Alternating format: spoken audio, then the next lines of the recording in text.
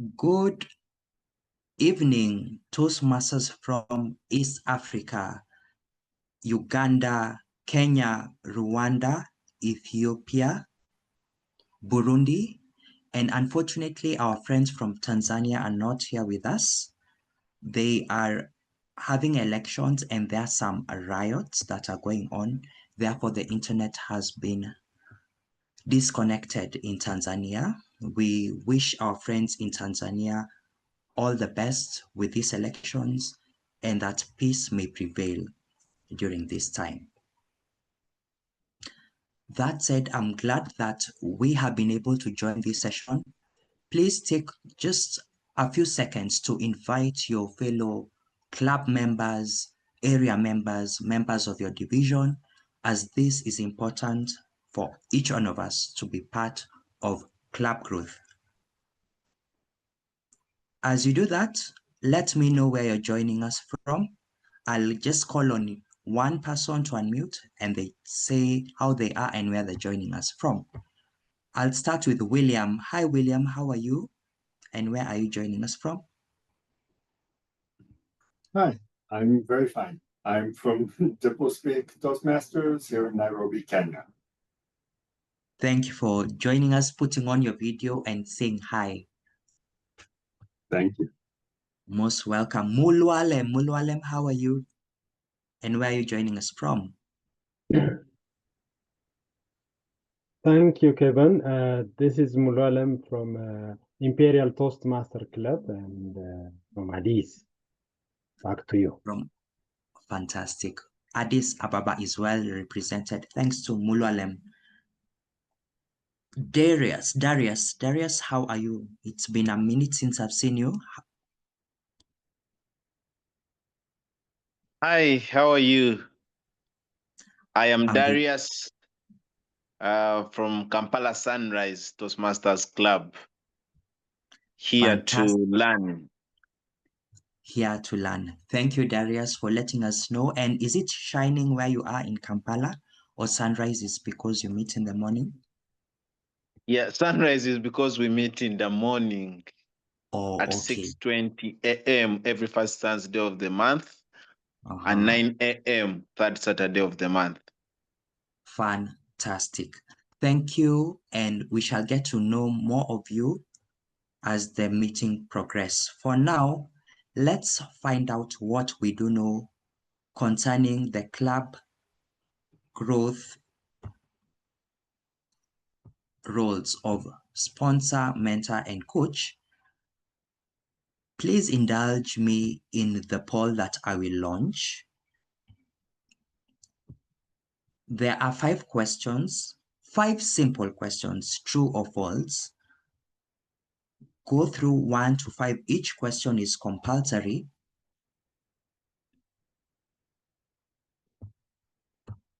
And let us test our knowledge of these club coach roles. This poll will run for 1 minute. The questions are true or false. The club sponsor, mentor, and coach roles need to be fulfilled for the Distinguished Toastmaster Award. Up to 2 coaches and mentors, up to 2 sponsors and 2 mentors can be appointed per club. To receive club sponsor or mentor credit, any charter officer writes an email to confirm the fulfilled roles. Number 4, a club coach must serve a minimum of 6 months. Last and not least, a club coach must not join the club during their appointment. This poll closes in 5, 4, 3, 2, 1. I will end it here and let's see our results. As you can now see, I'll go question by question. The club sponsor, mentor, and coach roles are needed to be fulfilled for the Distinguished Toastmaster Award. 100% of us got it. Congratulations. Up to 2 sponsors and 2 mentors can be appointed for a club. With 83% of us getting that, well done. We now know for the 1 person who didn't get it, that up to 2 sponsors and 2 mentors can be appointed. We all got that a charter officer needs to write an email to World Headquarters for sponsor and mentor credit. Well done. Then a club coach must serve a minimum of 6 months is a true statement. For those of us who didn't know, now we do know. And last and not least, a club coach must not join a club during the club they are coaching during their appointment is a true statement. Now we know. Can now see the correct answers to the questions. Don't worry, if you have just joined in, we have run a poll to learn a few things about the club and coach, club coach, club mentor, and club sponsor roles. But more on that will be shared starting now. I am standing in for Rashmi Udeshi, who is unable to join us due to unavoidable circumstances.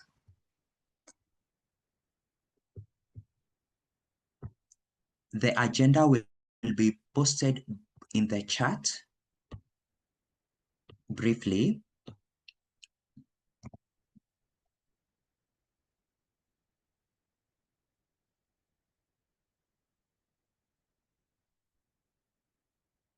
As we now usher in our first speaker of this evening.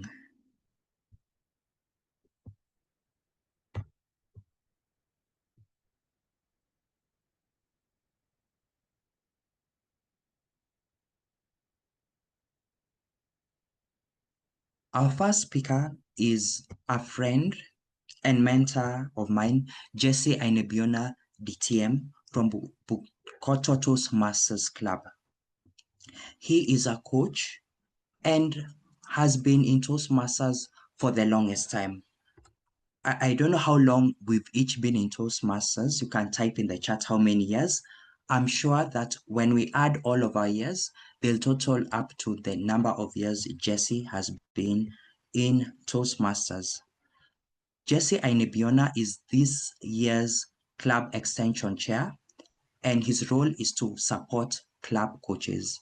Please help me welcome, by a round of applause, Jesse Ainebiona DTM. I need to say those applauses before he comes on stage. Thank you very much. And should you have any question, please put them in the chat. We shall address them in the Q&A session thereafter. You can also raise your hand at that session. Over to you, DTM, Jesse. Thank you. Thank you very much, Kevin Rubia, DTM. You asked how long I've been a Toastmaster. I think it's now 8 years. 2017. Yes, my club chartered in 2018. So officially 7 years, but unofficially, because I joined the club which was not yet chartered, I would say 8 years. Yes. Let's get straight into it. I know time is not our best ally, so I will just go straight to share my slides and we get on with our session. Kindly confirm if you can see my presentation in slide presentation. It is, yes, visible. All right. Thank you very much. I'd like to pause and ask as we begin, what do you know about the role of club sponsor? In your opinion, what does a sponsor do? Club sponsor. Kevin, help me to read what is in the chat. Let me hear a few thoughts. You can unmute and share. Go right ahead in case you'd like to do that. I just want to pick your thoughts. What is your understanding of the role of a club sponsor?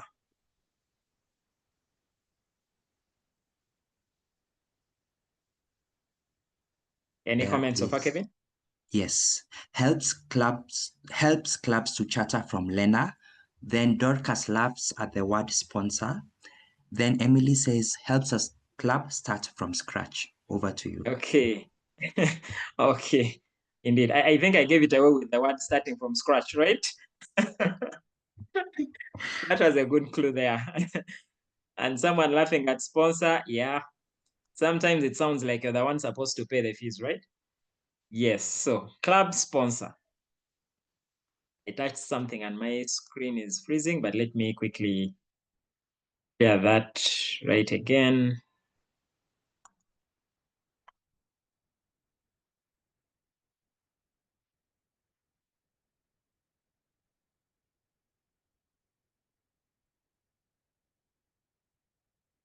Let's look at the role of a club sponsor, starting from scratch, how to sponsor new clubs.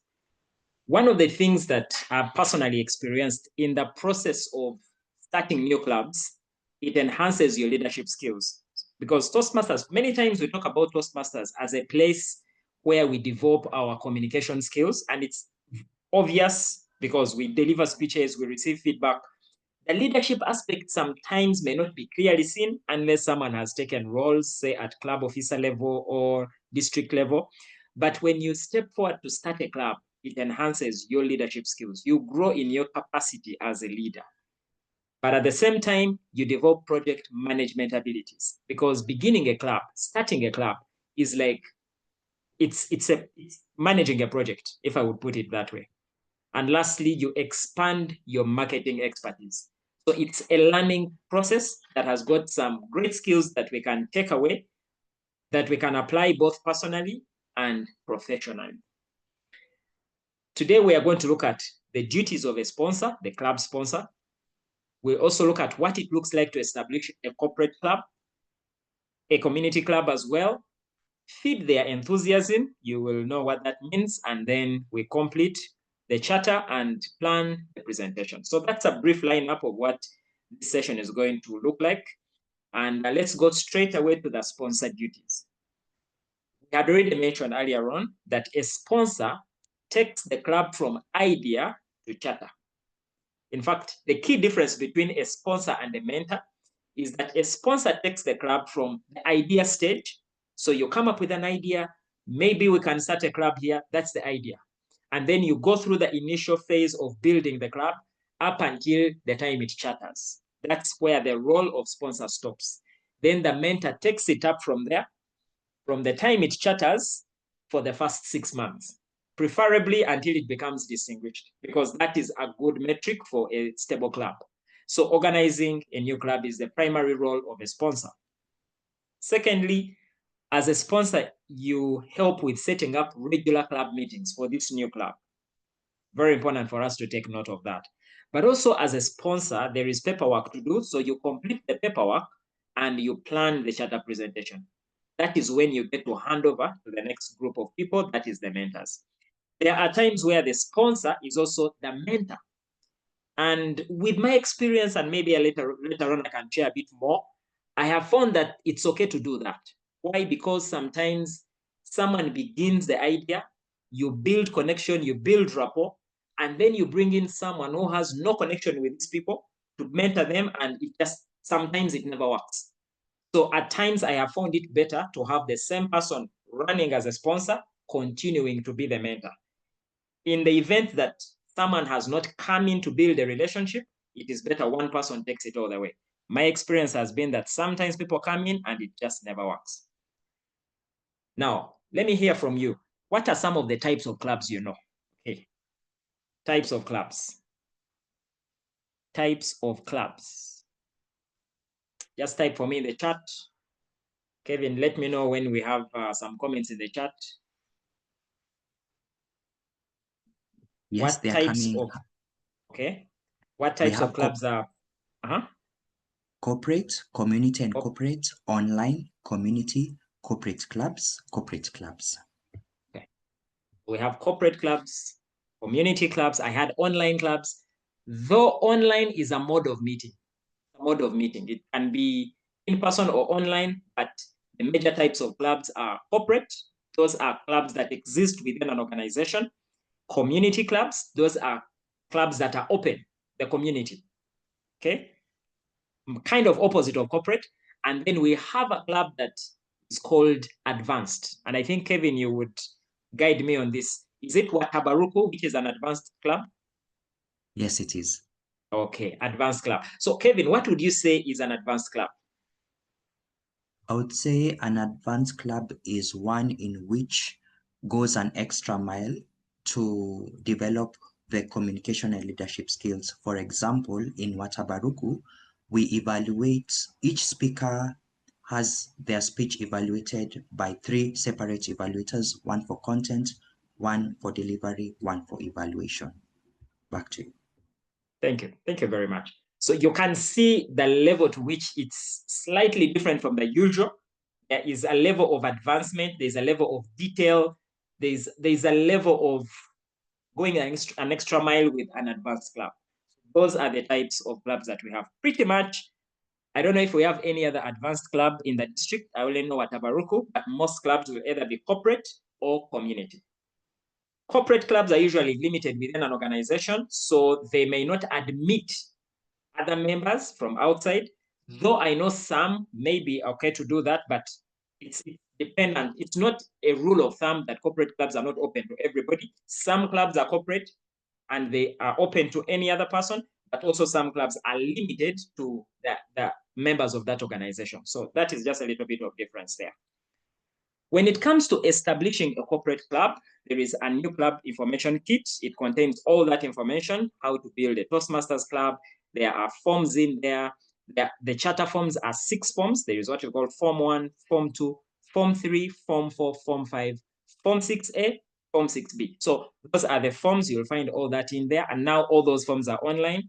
You'll also find some promotional brochures. And when it comes to establishing a corporate club, again, for all clubs, you need 2 sponsors. So you need to have 2 people working together to support this new club to start. We need to have 2 mentors who will take up the club from the time it has started to the time you feel it is stable. And again, it is not cast in stone that they are 6 months. The formal period is 6 months, but you may need to stay in for about a year to support this club to grow as a mentor. It's also important that you work hand in hand with the club growth director, because the charter, the establishment of new clubs falls within the docket of the club growth director. And the mission of the district is to build new clubs and support all clubs to achieve excellence. So when it comes to the arm of building new clubs, that falls in the arm of the club growth director. And any other Toastmaster and district leaders, especially the area director and the division director. Those are 2 district leaders that are interested in having new clubs, because it is a critical requirement for them to achieve distinguished status as an area or as a division. Let's look at what it looks like to establish a corporate club. Okay, identify your target. I've had an opportunity to start a number of clubs, and some of them are corporate. And I will just share a little bit about my own experience. And I think one club that quickly comes to mind is a club at one of the organizations called Centenary Bank. I still remember how this started. We had a Rotary Cancer Run. A Rotary Cancer Run where there were so many people from Rotary and many other people. So I came to the tent where there was Centenary Bank. I just asked a random person, excuse me, could you show me where the human resource person around? He said, yeah, it's that lady putting on purple pants. Okay, so I walked up to her, introduced myself, and we just started a conversation. Then later on, we started talking about Toastmasters. That was how the conversation began. And then it went on to doing a demonstration meeting. And then from that point, it picked up and the idea was bought. But I still remember the initial point of contact: identify your target. Okay. Now, when it comes to identifying the target, it's important for us to think about what kind of company we are looking at. And as I talk about this, last week we had a corporate summit here in Kampala. A certain team reached out to me, a certain lady working with a certain clinic. And the first thing I asked them was, how many people do you have in your organization? She told me we are 20. And deep down at the back of my mind, I knew this is not a good target for a corporate club. Why? You cannot have a staff number of 20 and all the 20 are interested. It doesn't work like that. In sales, it never works like that. You cannot have 100% buy-in. There will be people that may not be committed to it. And that is why for a corporate club, it is recommended that a company has got a number of staff of about 150 people. Because out of 150 people, at least you cannot fail to get 20 to 30 people that are interested in building this club. But at the same time, there is an attrition rate in Toastmasters. And that's why there is a requirement on the Distinguished Club program that every club should sponsor an extra 8 people, 4 people, and then an extra 4 people. That's why you get those points for Distinguished Club program. The organization knows that there will be people that are dropping off. So if you have an organization of 20 people, and then you charter that club, let's assume you pay for all of them, then you have an attrition rate, 8 people drop off. Now you need to have 12, now you're 12 people, and you need to recruit another 8 people, but the organization only has 20 people. You'll be limited. So the number is very important when it comes to a corporate club. Key contacts and decision makers. It's important for us to know who are the key decision makers in this organization. In the case of Toastmasters, it is usually learning and development, human resource, the MD or the CEO. Those are very critical contacts or decision makers in the process of starting a Toastmasters club. If you have these people buying into your idea, you have a good chance of success. But if they have not yet bought in, you may need to first get them to see what Toastmasters is about before you even go to the bigger group. Again, it would be good to look at some of those areas. What are the strategies of the company? What are the key initiatives? What are their priorities? You might find that their priority is now leadership development. So Toastmasters comes in quite handy. It could be in line with their focus and mission. You might have seen a recent news article that is showing you that this company is making initiative to develop their staff in the area of communication. Then Toastmasters becomes a tool that they can use to improve themselves in that area. So that is how you can identify a potential corporate club.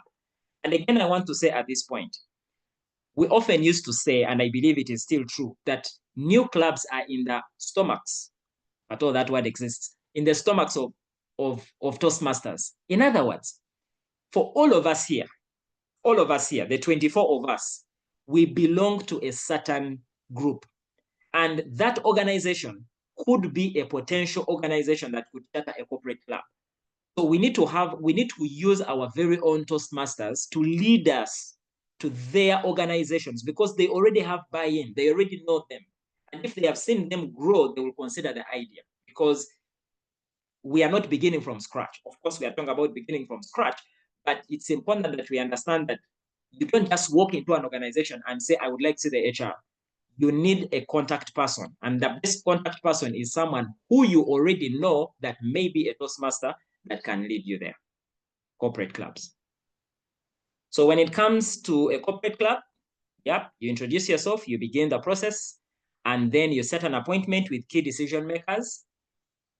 You prepare for the meeting, and here the meeting I'm talking about is presenting to the decision makers so that they understand exactly what this is about. If the MD doesn't understand it, if the CFO does not get it, if the HR does not understand, there is a high chance it won't pass. But if they buy in, they can easily sell it to their teams.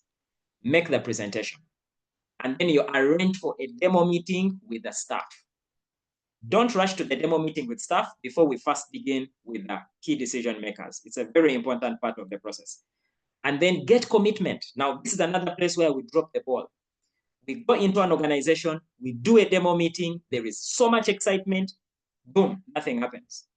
And when nothing happens, you can be sure no commitment. So it's important that we strike the iron while it is still hot. Get commitment. And one of the ways you can get commitment is even as people look for the money, as the organization looks for the money, you can begin meeting, maybe once a month. We have the icebreaker speeches open to even non-Toastmasters. That is a good place to begin. So you can begin meeting before they have chartered the club. When you wait to charter the club, the fire goes down. Now, when the fire goes down, the people who would have joined the club have now gone cold. Get commitment so that you know what to do by when. And if interested, like I said, start meeting at least once a month. Once a month. This is a place where great initiatives are started, but unfortunately, they never follow through. Why? Because along the way, they stop meeting. So once you do the demo meeting and you see that this is a potential club, they have the numbers, they are interested, get a date, start meeting. Let them do icebreaker speeches, at least 2 or 3 people per meeting, and then get the momentum going. When they see the ball rolling, they will jump on and look for the money. let's talk about, okay, so a demonstration meeting will have those people. A demonstration meeting is a meeting that is like a Toastmasters meeting. So you'll have a Toastmaster of the day, you'll have a timer, the accountant, the grammarian, the general evaluator, the speaker, evaluator, and the topics master. Of key importance is the topics master, because that is a segment you want to have a bit longer than the usual meeting, because most of them are not Toastmasters. In fact, all of them are not Toastmasters. So the topics master gives an opportunity to the members of the prospective club to participate in the table topics. So it has to be really interesting, nice, well-selected topics, and not just 2 or 3 people. Make it a bit broader, maybe 6 or maybe 7 people, so that as many of their members can participate. This is where they get to participate. Okay, when it comes to establishing a corporate club, the demonstration meeting, okay, so keep the meeting within time limits, maybe at least an hour. Include the 3 aspects of a meeting, that is the prepared speeches. We have the table topics, and then the evaluations, very important because you want them to learn how a Toastmasters meeting operates. Then you select a team from within the organization. Select a team that is going to be at the forefront. So that is like a working committee. Much as we have not yet chartered the club, but let's have a working committee that can begin the process. People that can begin to mobilize their friends every time there is a meeting. Select Toastmasters for various roles, and it's always very important that we do this at the end of the meeting. Don't leave a meeting and then you coordinate the process of looking for role takers online. No. As soon as the meeting ends, at the end of the meeting, identify who will be speaking in the next meeting. Select Toastmasters for various roles. Invite high-level representatives. If you have like the head of HR, if you have some district officers that can be part of this meeting, it adds credibility to that meeting. So invite high-level representatives and ensure that you have a guest sign a guest book so that it's easy to follow up. That is how you can, what you can consider for a demonstration meeting. And once you have gone through that process, then you can begin to discuss the finances, finalize the financial commitment, determine what portion of the club costs the company will pay. There will be times when a company can pay all the costs. There will be times when a company may not pay any costs. That's okay. We have a club that chartered like that. The company said, we are sorry, we don't have budget, but the best thing we can do for you is we can give you space. So the members themselves mobilized, they paid the charter fees, they paid their registration fees, and they chartered a club. And that became one of the strongest corporate clubs that I know, because people were paying for themselves. So there have been times where the organization pays, but then the organization pays and then there's nothing that happens because people somehow don't value things when they are free. So decide what portion of the club costs the company will pay. If they are paying all, that's okay. If they are paying part, that's okay, but decide how this is going to work. I can probably skip that. Let's talk about after the demonstration meeting. Introduce the sponsors and the mentors. So this is where you say, all right, these are the people we are going to be working with. These are the sponsors and these are the mentors. That helps the club officers or the club leaders to know these people. And why this is important is because, as Kevin shared earlier on, for you to achieve Distinguished Toastmaster status, DTM, you need to have served as a club sponsor. But for you to be approved as a club sponsor, the club leaders must write to Toastmasters and confirm that Kevin Rubia indeed served as a club sponsor. So if they don't know you, they will not write. If they don't know the mentors, they will not write that these people served as club mentors. So introduce the sponsors and the mentors so that once they have played their role, the club officers can write to Toastmasters so that Toastmasters can give the credit. Question and answer. You can have Toastmasters share their testimonials, their success stories. This is a very, very important part of this process.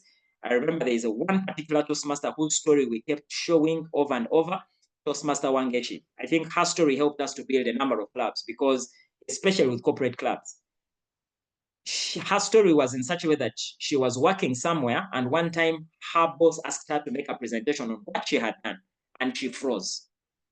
And her boss called her and said, Wangechi, cool down. I want you to do this because you're the one who did this work. And so Wangechi went back at it and did it. And thereafter, she went ahead and joined Toastmasters and she was promoted because of her experience in Toastmasters. So that story, such stories are very captivating stories that will help prospective members to also become members of Toastmasters. Then after that, you can complete the application to organize, and then you submit the application and the fees to Toastmasters. When it comes to a community club, pretty much everything I've talked about, corporate club would still operate. The demo meeting, publicizing the meeting in the community, displaying posters and announcements, targeting specialized groups. Maybe I would tell something small about this. Specialized groups could be, for example, it could be a BNI group, okay? Or BNI is Business Networking International. Other organizations that operate like Toastmasters.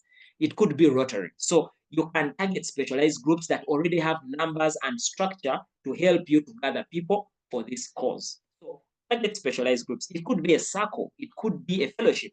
Whatever specialized group it is, you can work with them to help you to build numbers so that you can have people attending the meeting. Let's talk about feeding the enthusiasm, because that's an important part. Like I shared earlier, whenever you finish a meeting, don't leave without talking about the next meeting. So announce the next meeting, select temporary officers, follow up with reminder notices, collect dues for the case of a corporate community club, because people are going to be paying their dues. So begin to collect dues one by one. You can even collect in installments, because sometimes a lump sum might seem like a tall order, but collect in installments. That way it will be easier.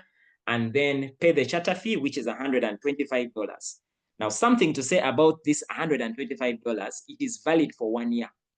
So if we start the process in the month of November 2025, and it gets to October next year before the club has chartered, then we have to pay this fee again. So you have 1 year in which to work and get the numbers for you to charter the club. Then conclude with recognition. And those are the forms we talked about.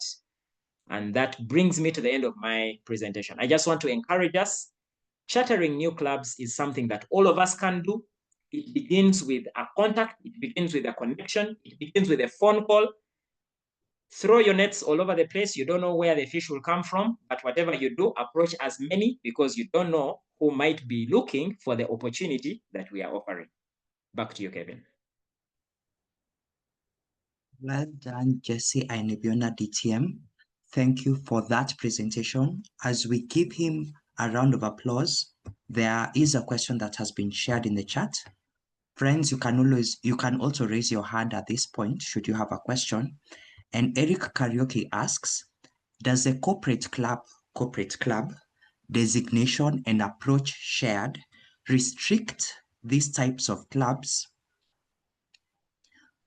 to for-profit entities, to organizations that are more for profit?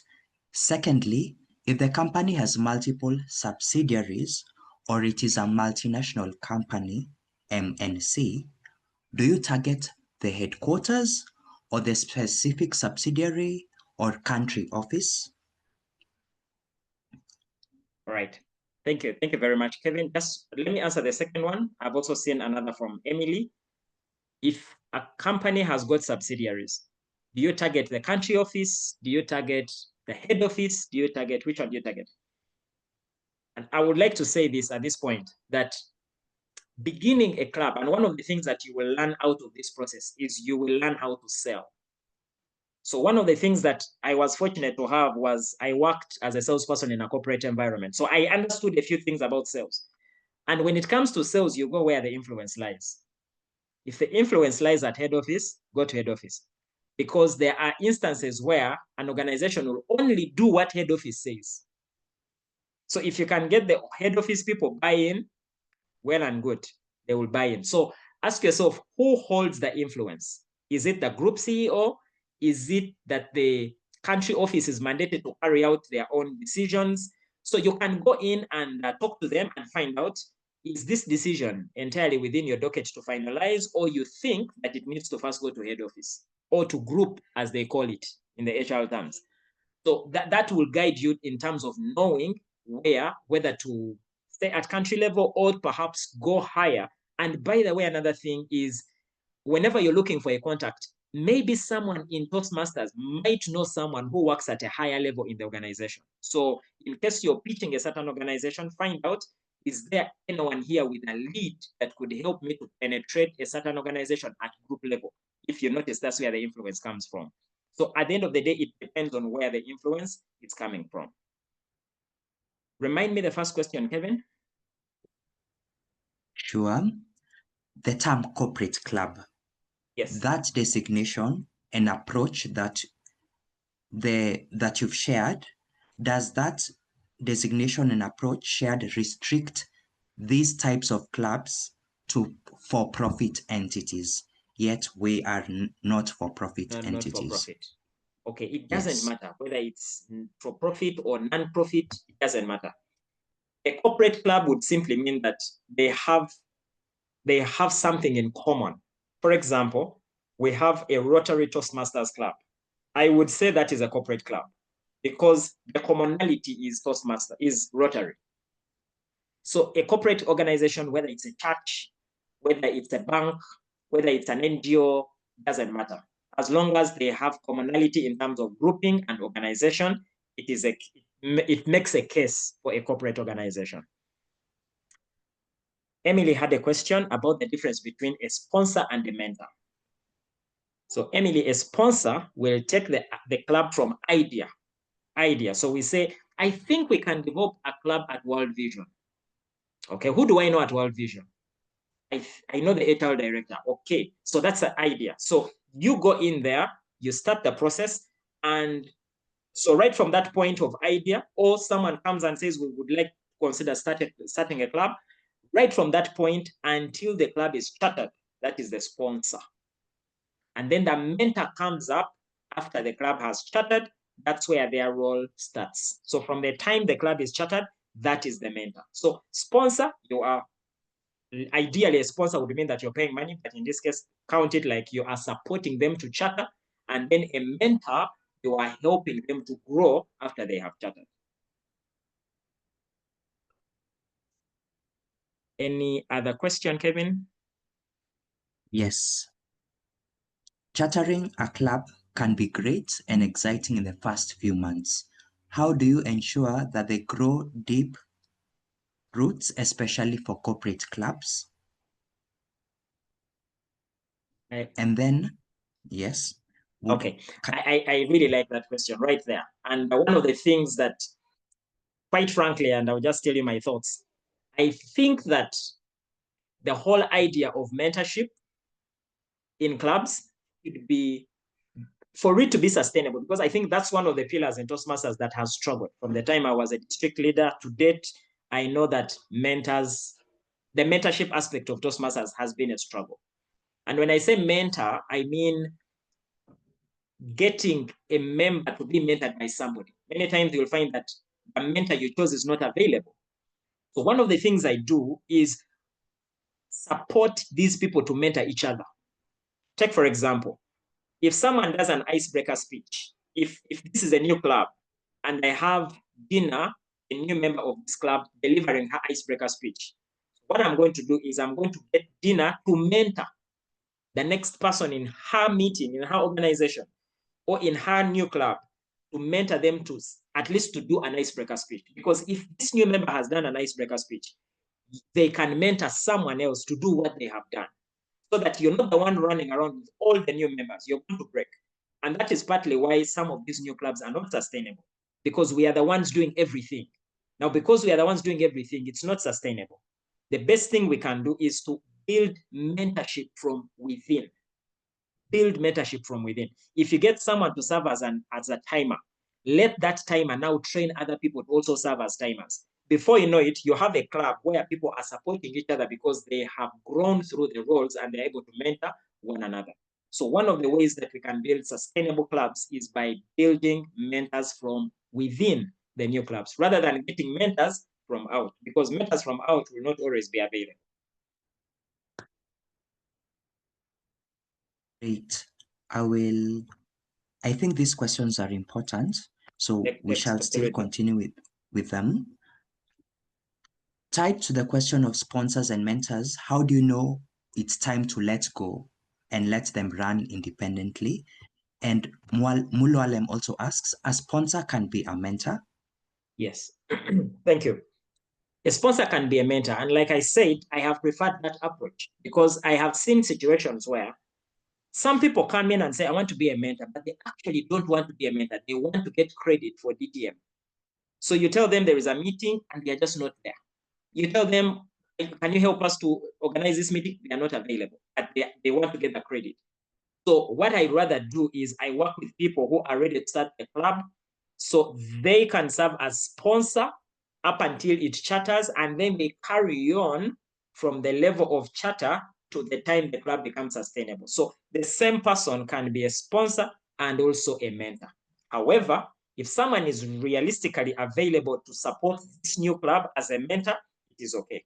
My biggest challenge from experience has been that when you introduce some people, not all, but some people, midway to start to support this club that has started, sometimes there's no connection, there's no rapport, there's no camaraderie, it just don't bond, and as a result, it doesn't work.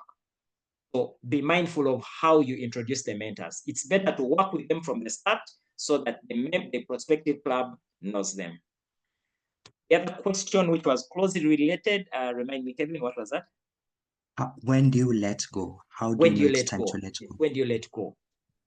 By and large, as you support them, most of the time what I do is when it comes to the senior roles, like Toastmaster of the Day, like General Evaluator, it's important that we take on those roles. But let's leave them to take on roles like Timer, Grammarian, Accounter, and then let's help them to take on these clubs. And it is also not good when most of those roles are taken over by Toastmasters coming from out. So it is like they are coming in to utilize the platform for them to grow. But the new members of Toastmasters are not growing. So roles like Timer, Accounter, Grammarian, those are roles that should be played by the very members themselves. When we have other people taking on those roles, we are taking away the opportunity for them to grow. Then we take on the senior roles for purposes of giving guidance and direction. Now, when you know when to let go, you can tell that these people have started to grow in terms of taking ownership and responsibility. They can organize their meetings. You can sit in their meeting even without taking a role, and you can see the quality of the meeting is good. They are taking ownership. They are growing. They're taking responsibility. The roles are coming along well. That is a good time to begin to slowly let go.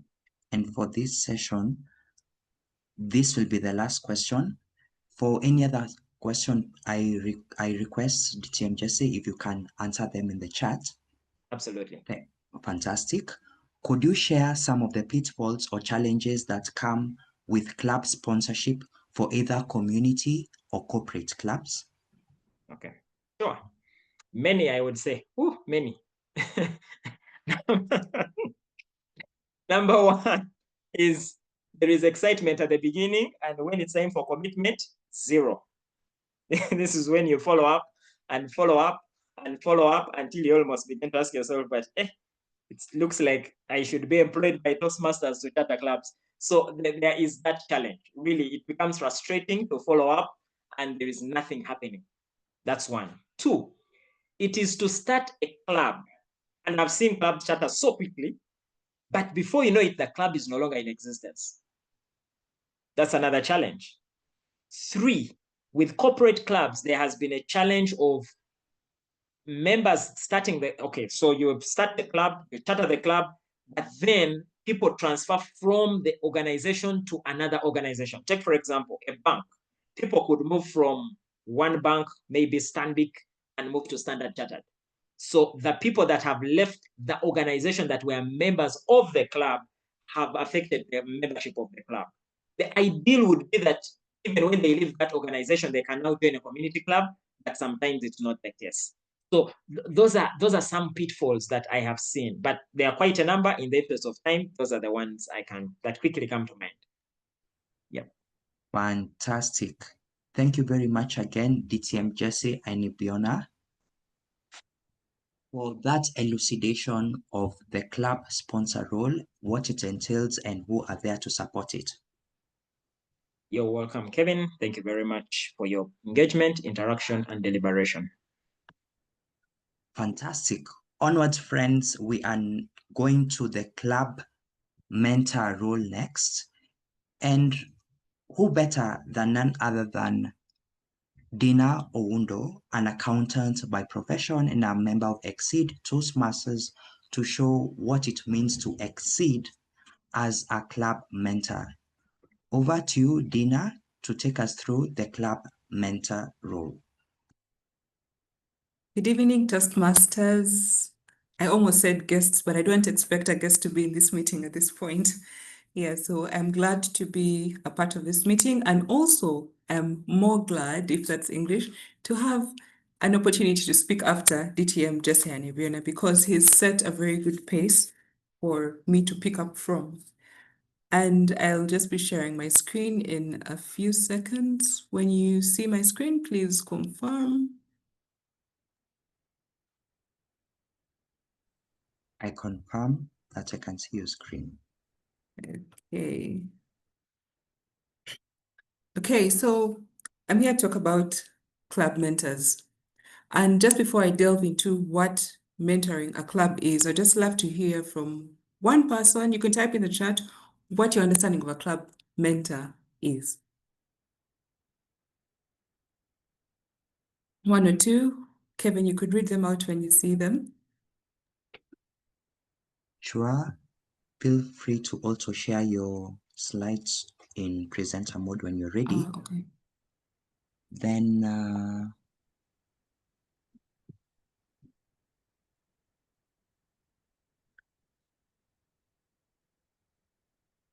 no responses as yet. Anyone who'd like to unmute and let us know? Feel free to raise your hand.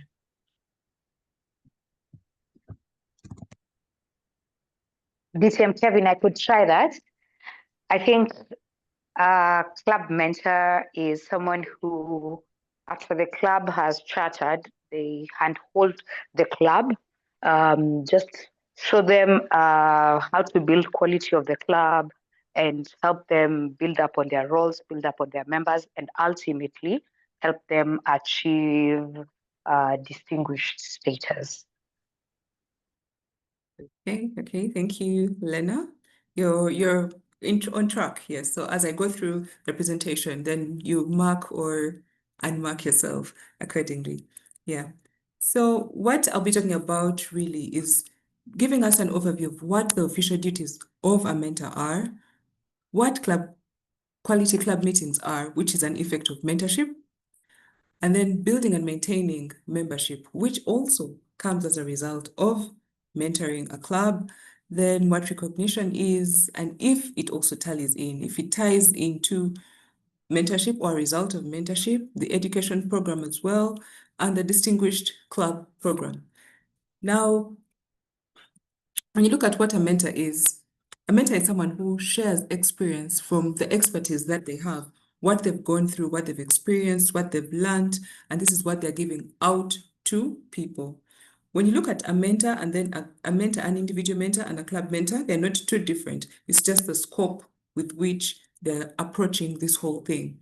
Now, to be able to be a mentor, just from looking at the definition of what mentorship is, you ought to have walked through a certain journey and gone through a certain phase to be in position to carry somebody who hasn't been there to get to that point.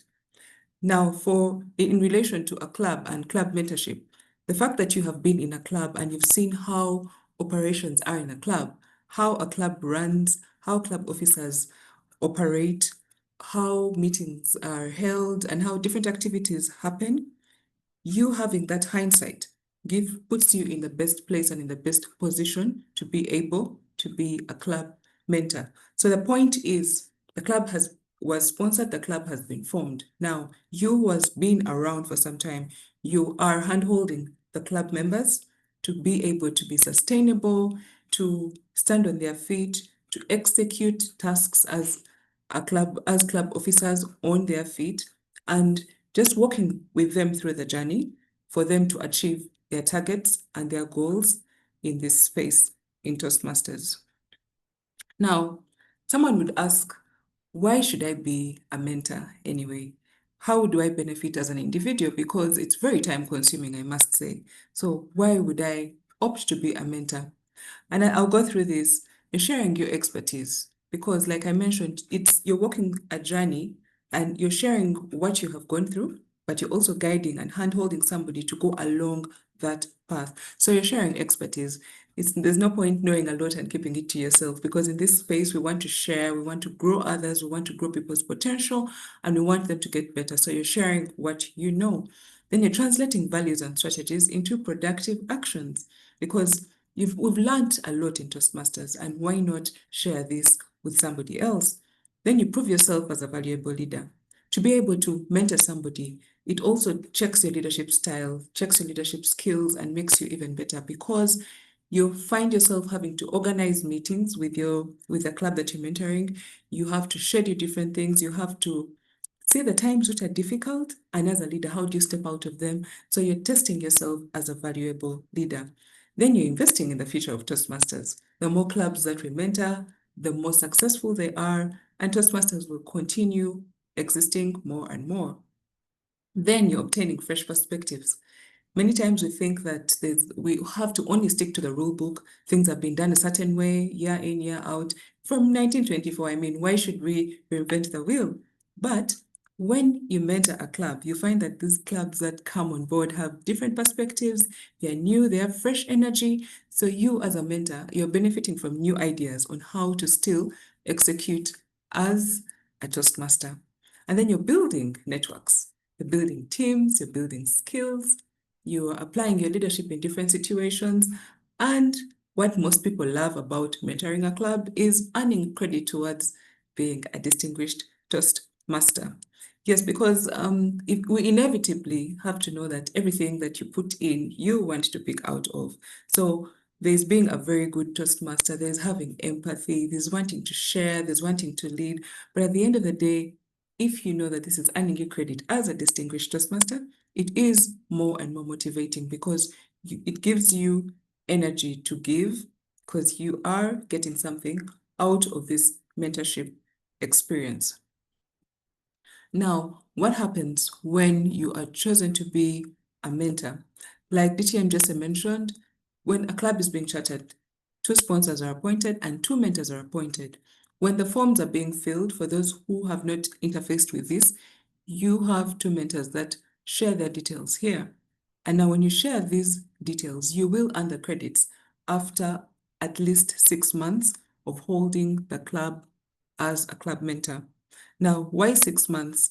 The expectation is when a club is started, all the people that come on as new Toastmasters do not have the experience, do not have the understanding of what Toastmasters is about. But in 6 months, if they're active, if you have an active engagement with them, if you handhold them the right way, then they're able to pick up and move on their own. Now, in this 6 months, this is one cycle in a Toastmasters year. This is half a year, and this is one cycle. The expectation also is that people are gaining value for their time, value for the money that they've paid in. And so in those 6 months, they should be in a better space and be able to pick themselves up. Also, because we are all busy. We have a lot of things that we're doing. We cannot say that you're going to mentor a club for years here and year in, year out. There are other people that need to also be handheld. You also need to grow as an individual. You also need to give your speeches. So you need to have a timeline within which to work. The other reason I tend to believe is that when you don't set timelines and targets to things, they're very ambiguous. And at times, you're not moved to say, I have to achieve this in a certain period of time. And that happens a lot in volunteer spaces, because you pay your membership, you know, I'm a Toastmaster for life, I'm here for years. And so there's no drive to say, I am pushing and I'm going to finish in this time period. Now, if you say in 6 months, I have to achieve A, B, C, I have to ensure that the club officers are able to run meetings on their own, the president is able to sustain this on his own, then it's a better way to push and achieve your targets. Now, how are mentors appointed? Usually, those who are aspiring for distinguished Toastmaster status are a good pool from which to pick mentors. But also, I believe that those who have a passion to handhold people and guide them through what they've been through are actually a much better option, because they're not going to just do it to tick off a box. They're going to do it because they have a very good understanding of Toastmasters, but they're also passionate about guiding people into a space where they have been. Now, when these mentors have been chosen and they have signed up to guide this club, the district director, the club growth director, approves of this and is able to walk through the process of ensuring that the mentor is recognized. Now, after this 6 months period, any club officer can write to Toastmasters International to say that this individual has mentored this club for this period of 6 months, and them writing is confirming to say that you have supported them. Now, that's how you'll notice that you're not just going to tick the box. You have to be there for them, to also encourage them and motivate them to write in appreciation and show that you've actually handheld them for this period. And like it's stated here, it's for at least 6 months. But you do not have to only stop at 6 months. It's just the recommended minimum period of time.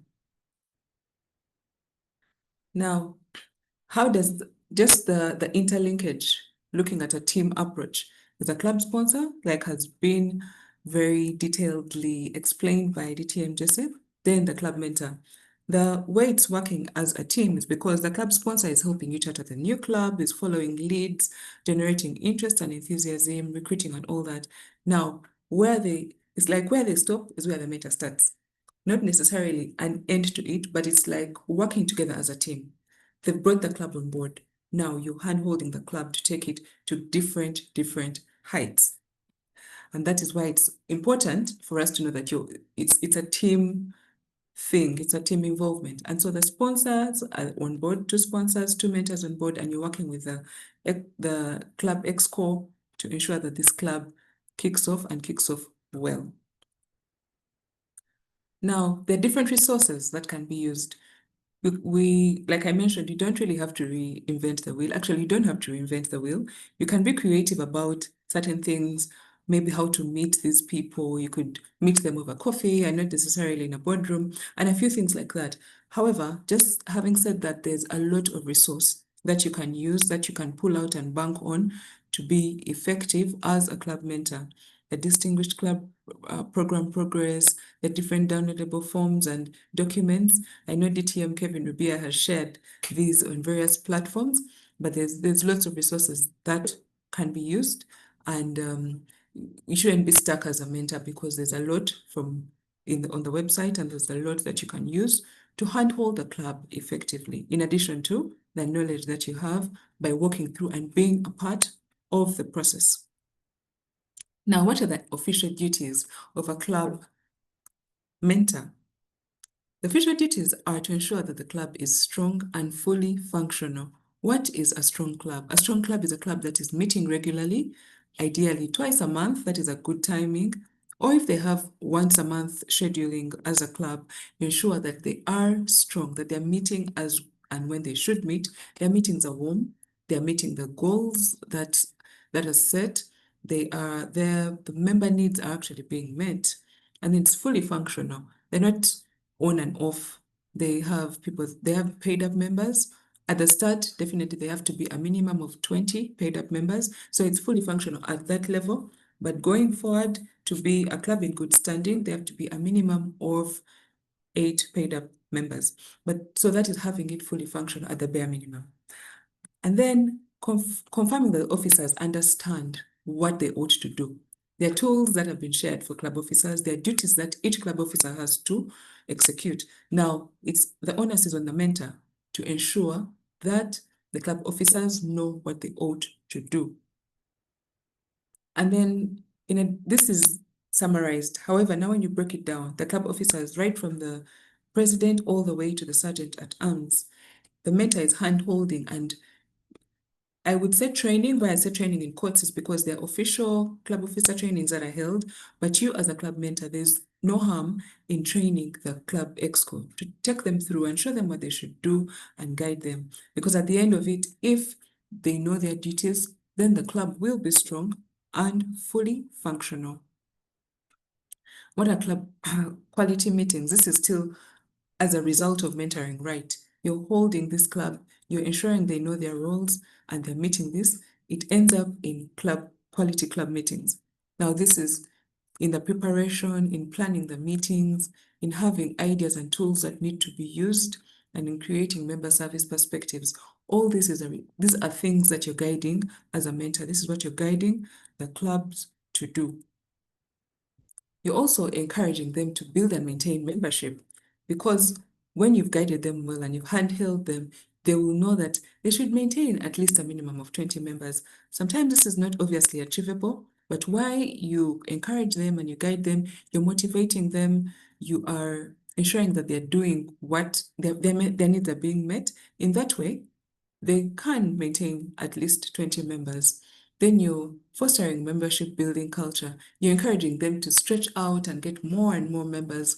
You're guiding them on what the VPM should do and as the president should do. And all this is in the aim of getting them to maintain membership. This is tying into the DCP goals. And then, of course, it will keep them at a strong leadership base. It's keeping them interested. They're going to have fun club meetings. And so the mentor is guiding and ensuring that they understand this, and then they work towards achieving this as well. Also, when it comes to club contests, generally the entire running of a meeting and how the meeting should be and how a club should run in the entire year is what you as a mentor, the onus is on you to guide the club officers and to guide the club until they're able to achieve these club contests. Something very exciting, but of course it's very ambiguous. When a club has just been chartered, they're wondering, how should we go about this? Where should we start? So as the mentor, the onus is on you to also walk them through this process, help them also plan the club contests when they fall due. And then also online membership building resources. At times, membership is mostly physical. Okay, like the focus sometimes is more on physical attendance than physical meetings. So you're also helping them to have online presence and online meetings, which also stretches these clubs more and more. So they are, in another way, and your individual member sponsors. As I mentioned earlier, this should have been mentors. Sorry about this part, but yes, individual mentors are important. Being an club mentor means you're hand-holding the club at that vantage point. However, you are also, the onus is on you to also come and handhold individuals to ensure that they have individual mentors, which helps them to meet their needs where you might not on a vantage view and a vantage perspective. Yes. So in a nutshell, that is the role of a club mentor. And I hope we have followed, I hope we have understood, and I hope we have learned. Thank you so much. And over to you, DTM Kevin Rubia. Thank you for being our mentor as you took us through the club mentor role. That's an important role, as you've learned, just building up on what the sponsor did to help the club stand on its own. Thank you, friends, for your hand clap emojis. I'll go straight to the questions. Dina, if you are available.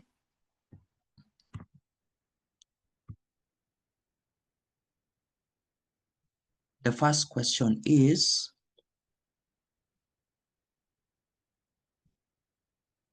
Lena had asked, is the credit for mentorship time-based, or should the club have achieved distinguished status for the credit to accrue? The correct term is, yes, it is term-based. The correct response, as Obed has put, is it is term-based, meaning you have at least 6 months to mentor the club. However, as through your own experience, you see that a club cannot just stand on its feet in the 6 months. I would advise that you ask for, you could ask the club officers, the charter officers, one of them, like the president, to write to Toastmasters International so that you get your credit, but you do not stop there. You still continue supporting the club for at least 1 year. So the next 6 months doesn't mean that you go on holiday, even though a Jet 2 holiday is the best holiday. Then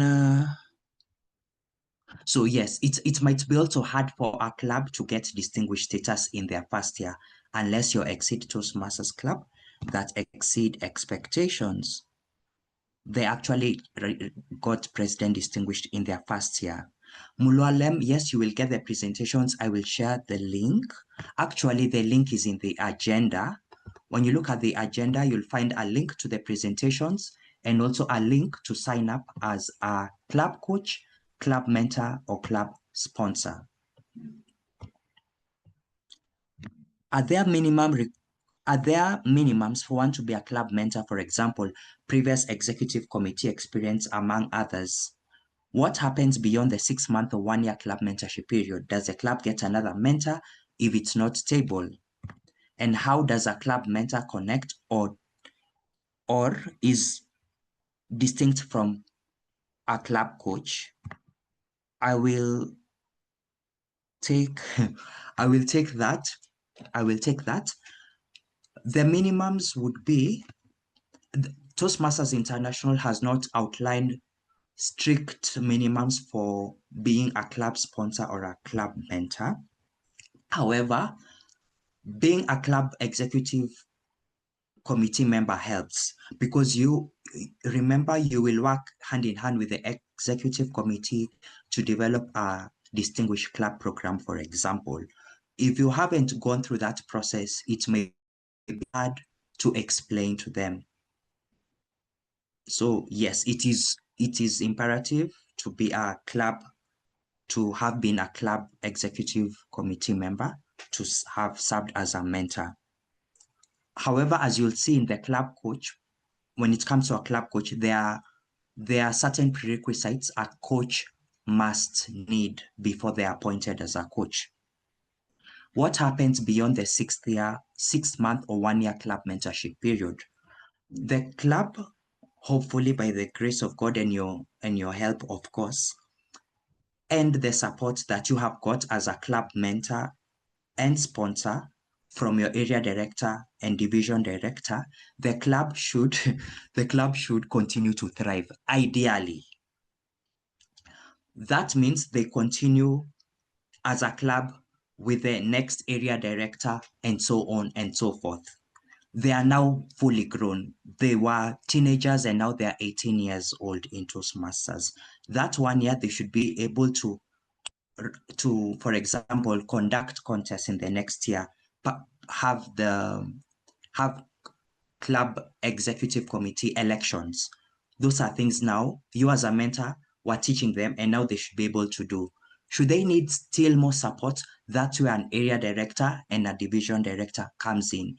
If things go haywire, that's where I come in with club coach, which I'm going to talk about now after answering these questions.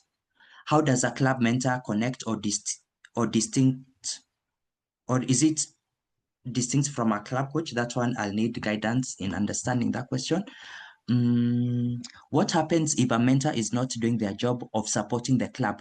Lack of a better word, dormant mentor. Thank you for that, Liz. You as a charter officer, first of all, as you learn in the club coach, can refuse to write to Toastmasters International, meaning Toastmasters, they can't get credit. You have that power. And that's why this meeting was open to new members, prospective members of Toastmasters clubs, so that you know that you've got the power. The power lies in you. Just tell yourself right now, the power lies in me. You can even unmute and say, the power lies in me. The power lies in me. Fantastic. You've got the power. You've got the power. I think there's a song like that. So if someone is not doing their job, you as a new club can reach out to the area director or anyone. You know, there are people who come, take roles and all that. You can go. I'm also a therapist. You can even reach out to me. And then we find out what next. But there's also Dina Oundo, who is in charge of the club mentors. That is why it's important for now you to put a face to the name. Dina is in charge of club mentors. If someone is not doing their work, please reach out to Dina before you reach out to me for therapy. And therefore you'll now find out what you can do, find another mentor, etc. Most welcome, Mulalem. The agenda has been shared. You'll see the two links. One, to sign up as a club coach, as a club mentor or a club sponsor, which I'm going to post now before beginning my presentation. And it is 8:10 p.m. I know nothing beats a Jet2 holiday. However, we are having fun and the questions were many. So we are not able to finish at 8:15. I ask your indulgence that we try to finish by 8:35. If not, we'll say at 8:35 where we are. Please type Y in the chat if you're okay with that. Type N in the chat if you're not okay. N for no, Y for yes. Fantastic. Great, great. As you continue to type that in the chat, I will also share the link specifically for not Jet2 holidays, unfortunately, but for club, how to sign up as a club mentor or club sponsor or club coach, as that is the call to action. When we're just not having fun right now, we need to support clubs, and that is why you are here. So I'm just looking for that link to just post it. Thank you for your indulgence, friends, and your whys in the chat. It is a safe space. If you say no, if you feel like it's not a safe space, you can as well exit, but we won't judge you. So this is the form for, I will label it sign up as a club sponsor. And we have said, for those who've just joined us, a club sponsor is the one that helps a club charter. Then we have a club mentor who now becomes like the parent to help the exco members, to help them run meetings. And then the club coach, when excrement hits the proverbial rotatory device, that's where a club mentor, a club coach comes in to help and find out what exactly has happened to the club. That is the form. No, unfortunately, Jet2 Holiday is not the sponsor for this session. However, we should contact them because we have done some advertisement for them. Great.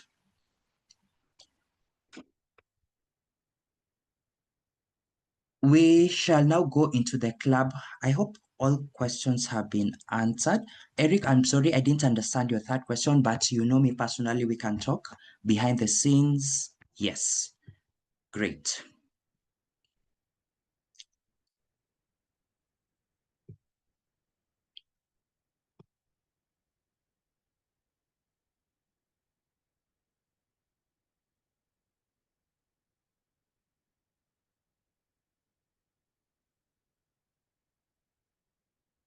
I hope you guys are having fun while learning. I'm looking for the share. Let me see if there was anyone who said no. Okay. The wise have it. There's an M in the chat. We may need, I think he needs coaching. So this role may actually help you. He's actually a new club coach. Welcome, Ken Agutu, the latest. Him and George Luanya have just been appointed club coaches. So congratulations, and I see why you took up this role.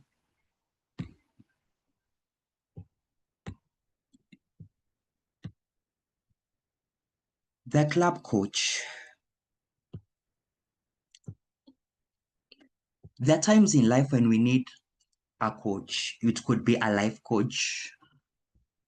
I don't know if they are marriage coaches or they are people to help us lose weight, nutrition, and fitness coach.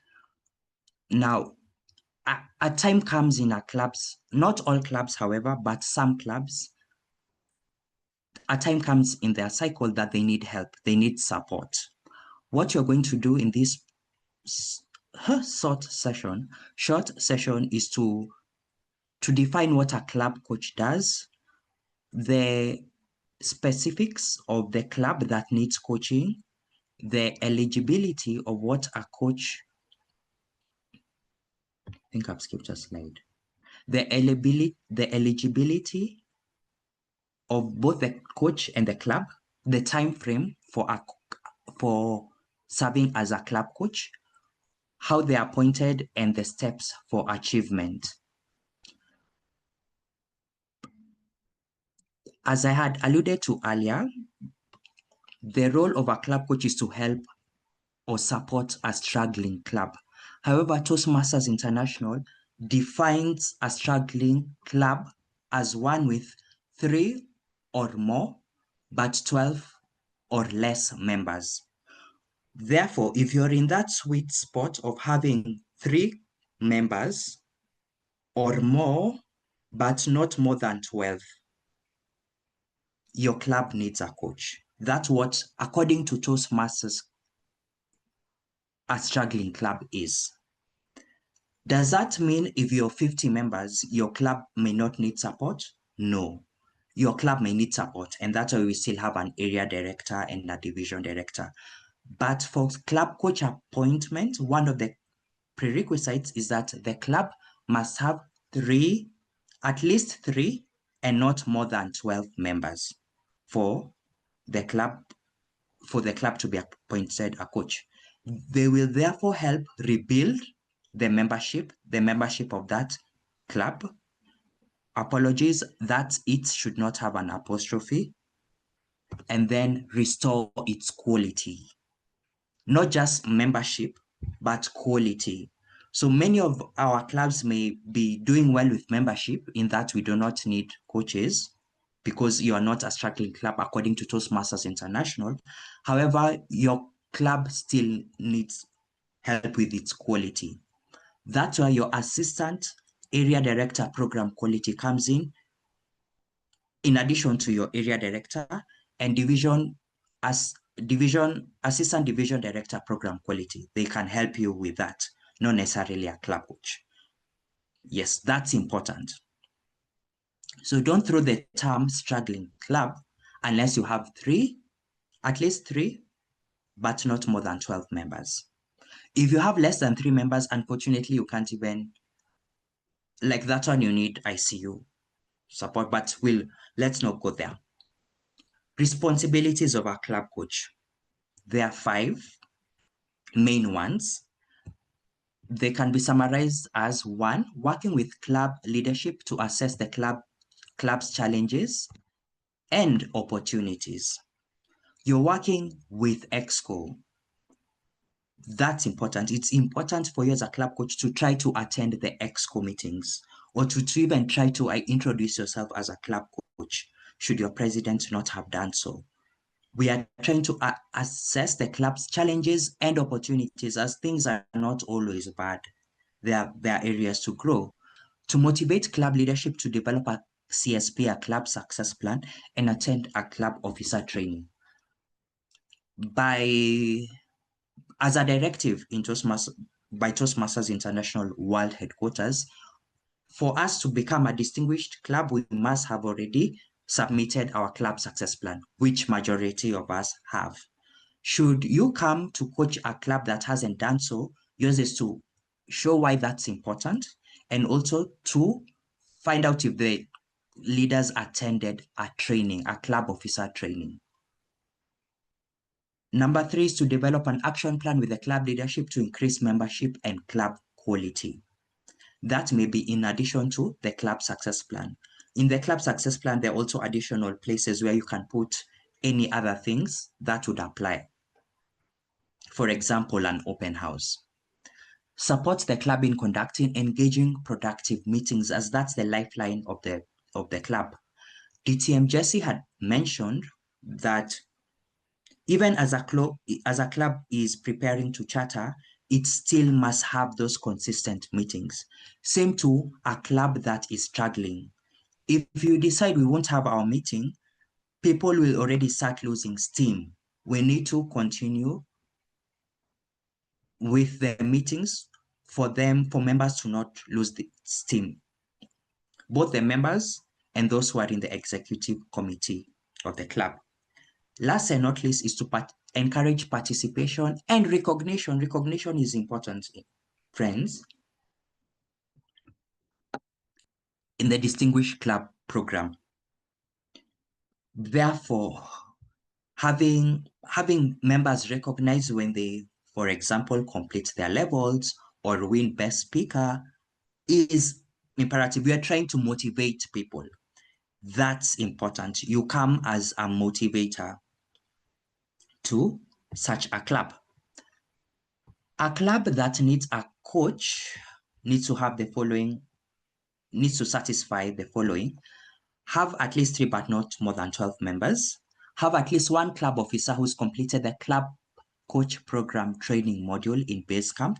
I would have loved to show you this. However, the Toastmasters International site is currently down. I think they're working on some enhancements. They are not suspended or closed. That could be a characteristic of a club that has less than 3 members. Rather, let me put it this way.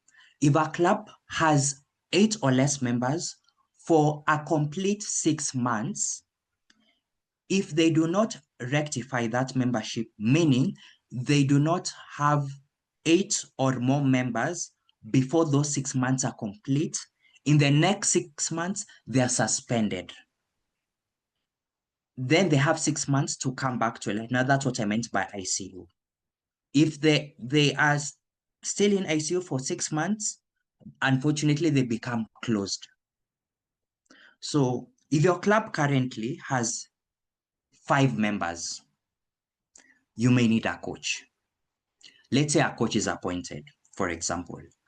You still end up with 5 members or 8 members, less than 8 members by March. We're in October. By March 31st, which is 6 months, the current renewal period, March 31st, you're still 7 members or less. Your club will be suspended come April. Even if it hasn't reflected, it's just surprise. It will surprise you one of those days.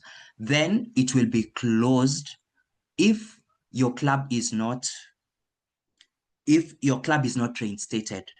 For a suspended club, what they need is reinstatement, not a coach. And what a coach does is to prevent a club to be suspended. There's that sweet spot of almost being suspended. That's where they come in to help rebuild membership and restore quality. Great. Do not currently have 2 coaches appointed, meaning if your club has 1 coach appointed, they can still be appointed and they can have another coach appointed. If your club already has 2 coaches and they are not doing their work, you can come for therapy, advice, or you can reach out to me. We can talk about that. Now, those are the 4 prerequisites of any club that needs a coach. Now, these are the requirements for a coach. You, as the person who wants to sign up as a coach, you should be a paid member in good standing. You can't be coaching if you're not in the field. You have to be in the Toastmasters field. You have not been, you guys are still here. I see your comments in the chat. I may not engage as much as I would like, but I will go to the questions because we are, I don't want to keep you here. But I will address the questions in the chat. Keep them coming. Thank you for them and your engagement. So, are a paid member in good standing. You have to be in the field. Have not been a member of the eligible club in the past 6 months. Otherwise, if you knew what was ailing the club didn't need a coach. So if you are a member of the club, therefore it's someone with fresh new eyes who comes in to see, okay, what has been working, what hasn't been working, and what can we try. Then have been a member of Toastmasters for at least 1 year. That's why it's important to renew your membership. because this now it comes to bite you in one of your body parts when you try to apply and you haven't been a member for at least 1 year. You can put whichever body part comes to mind. Then an eligible coach must have served as a club officer for 1 annual term. So you're not just joining Toastmasters, yeah, I can do everything. Yes, you can do everything through Christ Who Strengthens You, which is amazing. However, for you to be a coach, you have to have served as a club officer for 1 annual term. It's Toastmasters who dictate that, not me. Then have completed a minimum of level 2 in a path. So you're saying, oh, I'm here, I'm self-paced. If self-paced is level 1, unfortunately, you can't be a coach unless you've completed level 2. Then have completed the club coach program training module in Basecamp. Notice, have we talked about the club coach program training module? Yes, I think we have referred to it. If not, there's something called a club coach program training module.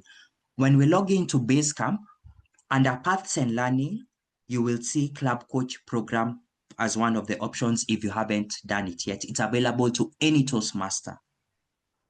You'll see it in Basecamp. Yes, that is it. Feel free to put your questions in the chat or raise your hand when we get to that. The time frame for appointment. Now, this is where it gets dicey. For a club mentor and a club sponsor. Sponsor, all you need is the club to charter. Once the club charters your request, and you've been there, you've not just come when the club is chartering, you've been there, helped them sign the documents, etc. What time is it? It's 8:27, okay. The club has chartered, you guys have even had a bash, a party, we are the best club, you guys watch this space.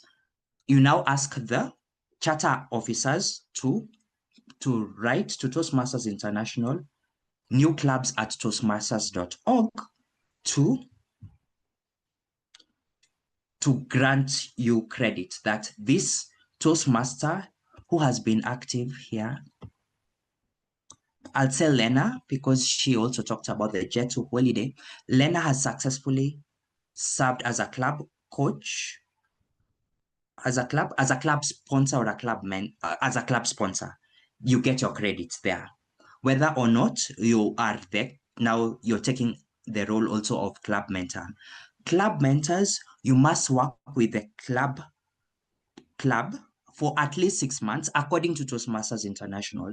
However, I strongly advise you be there for at least the first 1 year.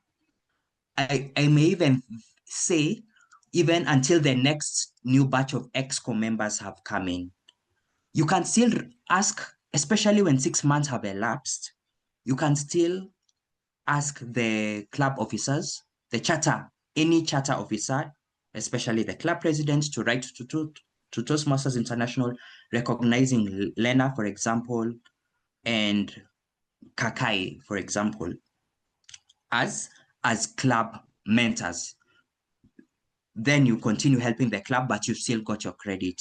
It's just good to do that when you remember, because life becomes interesting. You travel the world with the Jet to Holiday. You may easily forget that there's a time I served as club mentor. I didn't ask for the people to a club charter officer to send the document, and now the club is already suspended. Yeah, it has happened. So these are not fairy tales. This is real life drama series in action in Toastmasters. So it's good to, even though you're going to still be there, because we have integrity, respect, service, and excellence, you'll ask them to get your credit, but you don't go for a Jet to Holiday until, if possible, the new EXCO members have come in. Great. Now let's come to club coach. Club coach is not for the faint-hearted. That has synced in. That's for a dramatic pause. So meaning it can be a wonderful, wonderful time. Meaning you get in, the club gets a psych, they take what you're taking, you're preaching and they're getting it. People are working with you. EXCOs are having their meetings, they're attending their trainings. People are working towards their education goals. Membership is growing. 6 months have elapsed and the club is doing well. I'll talk about how that 6 months is important. That's number one. Then number two is you have tried everything and anything under this planet, including consulting some spirits beyond Toastmasters International, and it's not seeming to work for whatever reason. You can have, and the next slide is going to now talk about what you do if your club after 6 months it's not doing well, 1 year it's not doing well. What exactly are the steps? The maximum time you can serve as a coach is 4 years. More details to follow. Let's talk about the 6 months. Now, if the minimum is 6 months, it means if any coaches are going to be appointed for any club, the coaches must be appointed this year. Because next year, from January to June 30th, that's already 6 months. If you'd like to be a coach, or if your club needs a coach, you must reach out to me as early as possible. This year, the year must not end before you have been appointed a coach, or before your club before the club has gotten coaches. Otherwise, especially for club coaches, if you're appointed next year, just know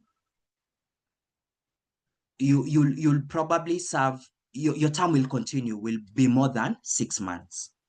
So you must be appointed this year. By this year, I mean 2025. Great. Now, let's say you are appointed a coach in July. 6 months after July which month will we be in? 6 months after July?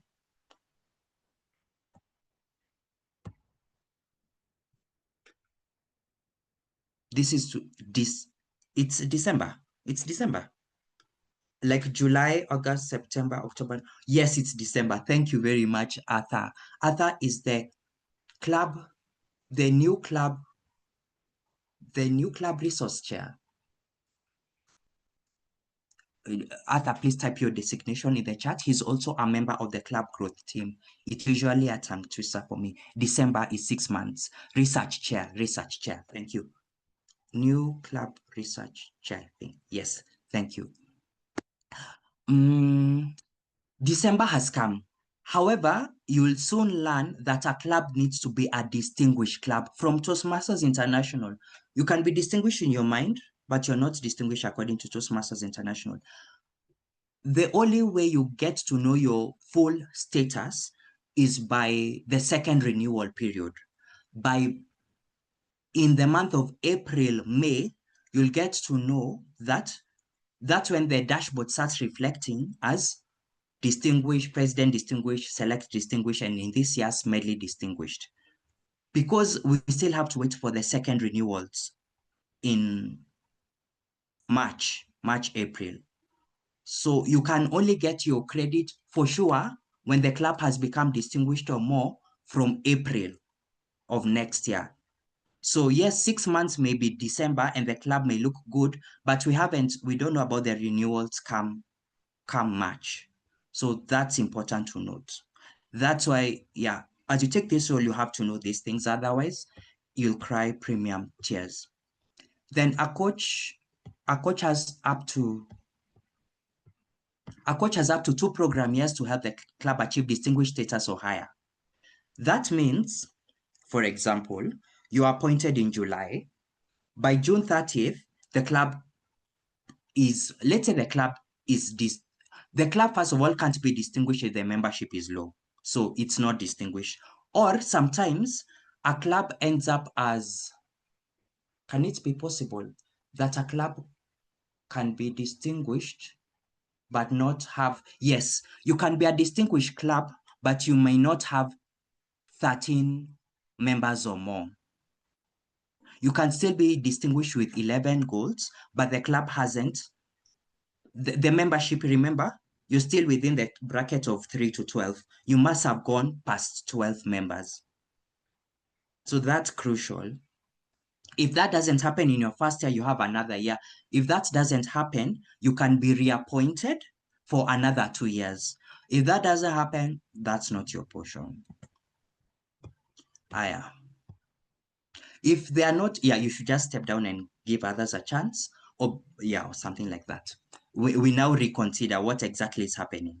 If they are not able to do so in that time, they can be reappointed, as I said, for 2 additional years, hence the 4 years. Then 4 program years is the maximum. After 4 years, there's nothing new you're doing. You probably should take your jet to holiday at that point. Now, appointment is up to 2 coaches can be appointed, just like a club sponsor and a club mentor. 2 coaches can be appointed. If your club has 1 coach, another coach can be appointed. That is the 2 coaches, the club president or another club officer, and the club growth director must sign a club coach agreement prior. Remember, the club president or another officer has already gone through the club coach program training module on Basecamp, so that, because they need to understand what you're coming to do. So it's important for the club president or any other officer to go through that module. Same to the coaches themselves. They need to understand what they're coming to do. Then they, together the club growth director, sign a club coach agreement. Coaches can only coach 1 club at a time. Regardless of who you are, who are your favorite coaches, you can put them in the chat. They can only coach, they only coach 1 club at a time, regardless of who they are. Now, we'll go into the steps for achievement. And with this, I'd like to share a resource. Before I do that, so that it's not information overload, I'll just go straight to the questions. Is this the link, the same link that was circulated in another group? Yes, Lillian, you are smart. In case no one has told you that today, yes, it is the same link. So this is the same link. If you feel that link, please do not. M is for maybe, noted. I see you. I also see you, Elizabeth. Elizabeth, thank you for your A. What happens when a club is suspended? Are members able to access their base camps? Nope. Remind me to share if we have time, as now it's 8:37. Sorry, guys. Can we just say 9 p.m.? You can type jet if we are for 9 p.m. If not, feel free to exit with the jet. Yeah, because we need to discuss all these questions. That's why you're here, and you may not get this opportunity. But the recording will be made available. So do not fret. These are not threats. These are not threats. Do not fret. I have rhymed. When a club is suspended, I will show you, as this is not the scope of this presentation. I'm not to talk about suspended clubs. However, I will show us a club. It's called there's a chart that shows prospective clubs, ineligible clubs, blah, blah, blah, various categories of clubs and what they can do and what they can't do. Please, Faith, remind me when that comes. Researcher, Kevin, premium tiers, jets. I can see your jets. What can we do? We can take the jet to holiday to the next presentation. I think that was the only question that we had so far. Yes. Now let's go to steps for achievement. I compiled this resource that I can avail to you should you want. I usually, what am I doing? I am sharing. I go to share.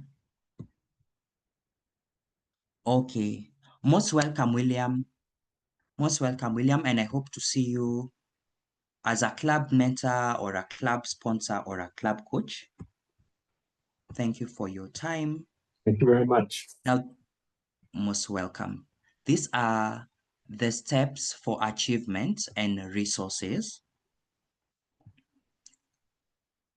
Resources, not resources. Okay. Great. One is that you must have served at least 6 months by the end of the program year. So by June 30th, you must have served 6 months. Meaning if you are appointed on January 2nd, no matter what distinctions club has, you cannot get the club coach credit. That's why it's important to be appointed this year, this year meaning 2025. Not join the club during the appointment. Otherwise, it's like, okay, I'm the teacher, but I'm the student, but I'm the teacher. It's, yeah. Complete and submit the required forms to clubcoach@toastmasters.org. Now, this is where I come in as your club retention chair. Mine is to help you say, oh, by the way, it's 30 days within your appointment. You need to, first of all, there's even, yeah, it's within 30 days, you need to submit your preliminary report to Toastmasters International. Meaning it's like a reconnaissance survey. That first, if you know how to spell reconnaissance, you can put it in the chat. That first study visit, you're just going to see how things are. They don't know your club coach. You are just coming as a visiting Toastmaster to assess how the ground is. Then there's a club progress report every 60 days. Remember, you're just not here to attend meetings, to have fun. You're also here to see how the progress is. This goes to Toastmasters International, the CGD, and your area director. I'll give you all those emails. Then there's a club coach final report after the appointment has ended, meaning the club is now successful. It has more than 12 members, and it is a distinguished club or higher. At that point is when you send a final report to Toastmasters International. Higher. Following the 6-month term, the coach, 6 months is the bare minimum. It can be up to 4 years. The coach club must have achieved the distinguished or better status by subsequent June 30th and a membership of more than 12.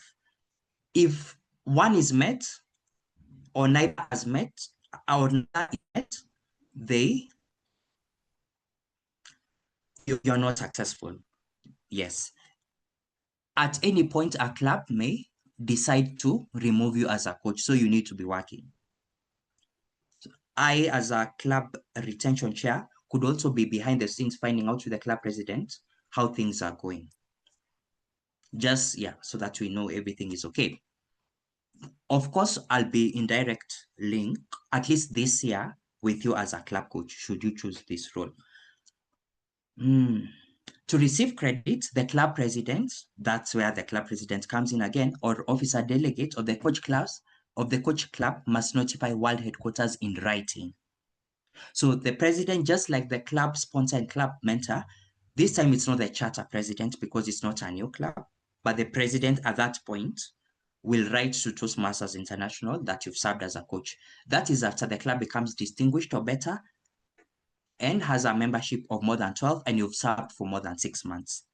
Now, this is the juicy part. In case you are asleep, please wake up. Let's unmute and clap for those people who may be sleeping because this is juicy.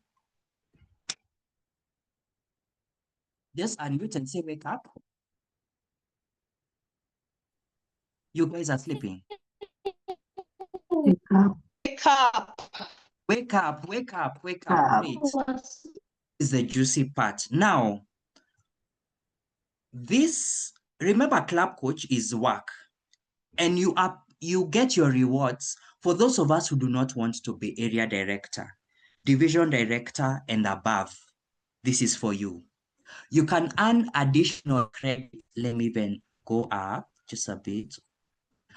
You can earn additional credit towards a district leader role if that coach club gets 20 or more members, more paid up members. Let me repeat. Should the club started, let's say, with 8 members. By the subsequent June 30th, the club has 20 or more members. You as a coach have been there for more than 6 months. And 6 months meaning 6 months from the date you get from world headquarters that you are appointed as a coach. Some people have coached clubs, but have never gone through the club coach appointment thing. That is called service from the heart. And we applaud you and we thank you. However, it would be nice to get that credit by going through the necessary procedures. So you've been appointed, it's more than 6 months, the club has achieved distinguished status or more, they have not even 12 members, but 20 or more members. That means you do not have to serve as area director, division director. You get credit as a club coach. You also get credit as a district leader. You've more or less served like an area director in that capacity as a club coach. So if area director, division director, and above are not your portion, because we all know that, or we should know that, you need to serve as a district leader for one complete term. That means from July 1st to the subsequent June 30th. If that's not your portion, consider this. But it comes with work. It means the club must have 20 or more members for you to get additional credit towards your district leader role. Now you can go back to sleep. This has already been said. A coach has 2 program years to complete this, to achieve distinguished status, then 2 additional years. 4 years, we have to change the coaches. Yes. And these are other resources for everything, for restoring club quality, rebuilding club membership, and coaching, specifically for the coach and the district leaders helping the coach, because they are not working in unison. That is why it's important for at least the area director to know who are the appointed coaches. As the coaches continue writing those reports after 30 days, 60 days, the area director is in copy. All these documents are important. Great. We have now landed safely. I can see we have 17 members apart from myself. Thank you for keeping me company. Let me see any questions and comments in the chat. Reconnaissance. Thank you, Gladwell and Faith. Oh, thank you. I'm happy to make your evening more delightful. Things are thick out there. Yes. Do you have any question concerning the club coach? Over to you, Eric Abuga.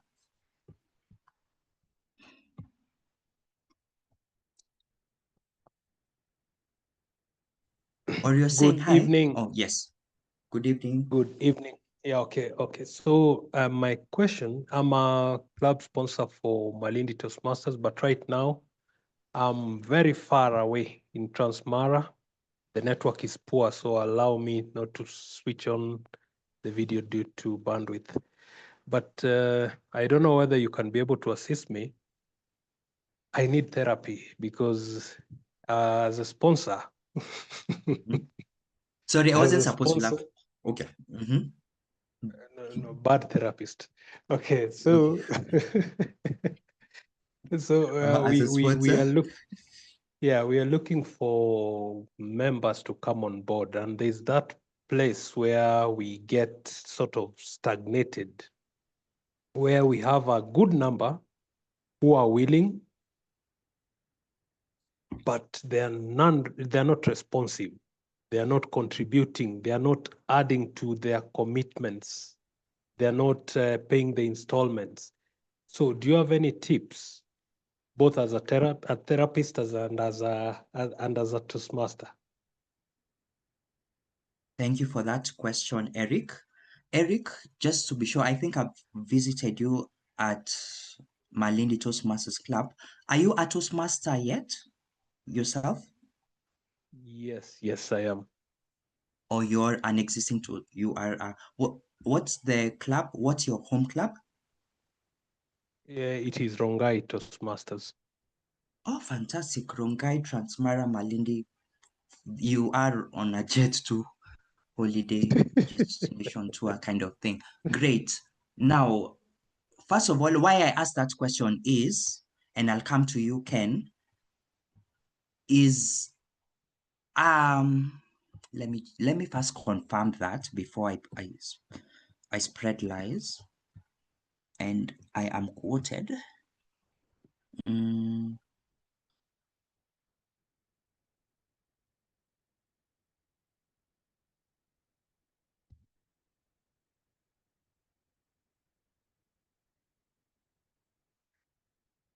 Now, why I say this is, you remember we had said there was no, Eric had asked, I don't know if Eric is still here, he had asked a question. He had said, what are the prerequisites for being a club mentor and a club sponsor? You as a new Toastmaster, which is funny but true, you can still be a club mentor as a or a club sponsor. What does that mean? Probably you are a previous Toastmaster, understand what Toastmasters is, but you are traveling like Eric and you are starting a club somewhere. Whether or not you are a Toastmaster, you can be a club mentor and a club sponsor as a new Toastmaster, if you understand Toastmasters. Now that's the challenge, because where did you learn that? Did an angel appear?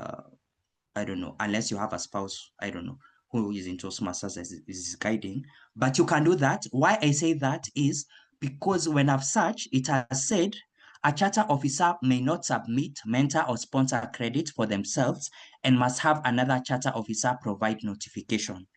That therefore alludes to the fact that you can still sponsor or mentor a Toastmaster club as a new Toastmaster. That's why there are no prerequisites per se. So that means probably in your past life, you are a Toastmaster or something. I don't know how that works, but yeah, that's why I asked Eric if he is a Toastmaster. Now, to answer your question, as a therapist and also as the retention, okay, first of all, this is just me as Kevin, because I'm not the club extension chair. It's that we are not getting, we have the numbers, but people are not paying up. Or actually the numbers is the issue to begin with. Or it's just people are not paying up, Eric. You asking me a question? Yes. Is the challenge with Malindi that we have people, we have at least 20 people, because to charter a club, you need at least 20 members. We have them, it's just that people are not paying those dues. Or we are actually even low on numbers. So I'll give you the current situation. We have 14 people who have committed to pay, and they've committed by paying various amounts. But only out of the 14, only 5 so far have completed the payment, the $85.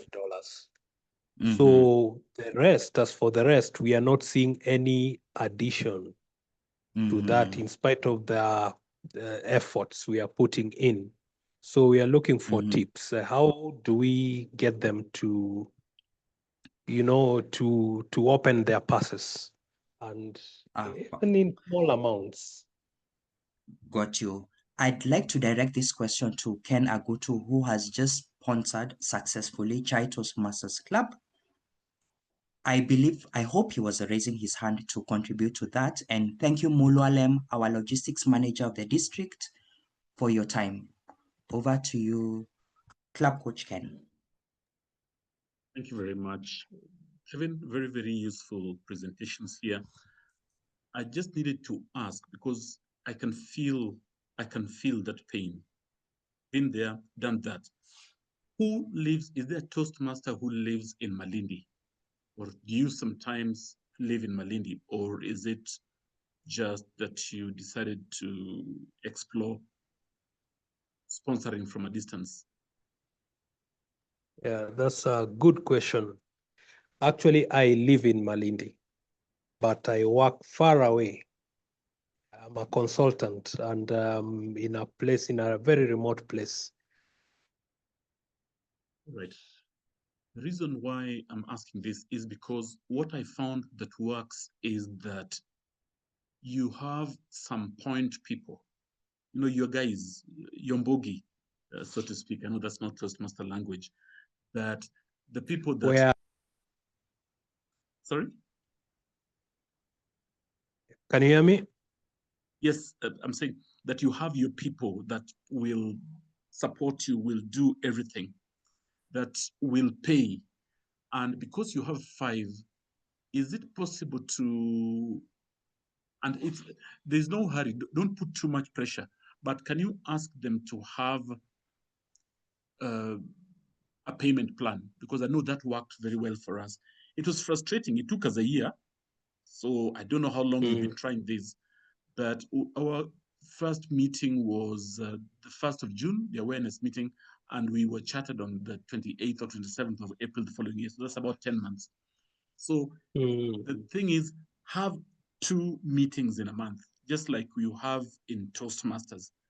Don't miss, but also challenge everybody to come with a payment plan. That payment plan can just be 500 shillings or 1,000 shillings every month. But for sure, when people find that they're very close to the finish line, they'll be very, very motivated to complete. And then the other thing is, I feel that this is something that the district needs to think of. I don't quite feel that the district gives enough support to chartering clubs. Maybe it's different now. That a lot of resources needs to be expended, needs to be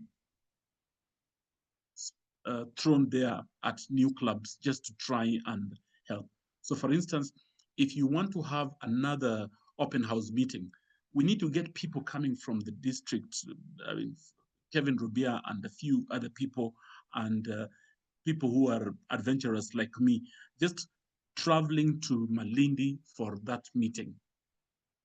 And when we put in enough resources, I can tell you that people will see it. Because the one thing that the Malindi people would love to see is a group of Toastmasters who have sacrificed and come from wherever just to have a meeting for them. I feel that you need a lot of help, and it is not something that you should be fighting alone. Yeah. We can talk on the side about this if you need any further advice. Hope this has been useful. Thank you. Absolutely. Thank you so much. Thank you. Club Growth Director's hand is up. Is that our CGD, Jude Bender? Yes, Thank that you, is. Ken Agotu.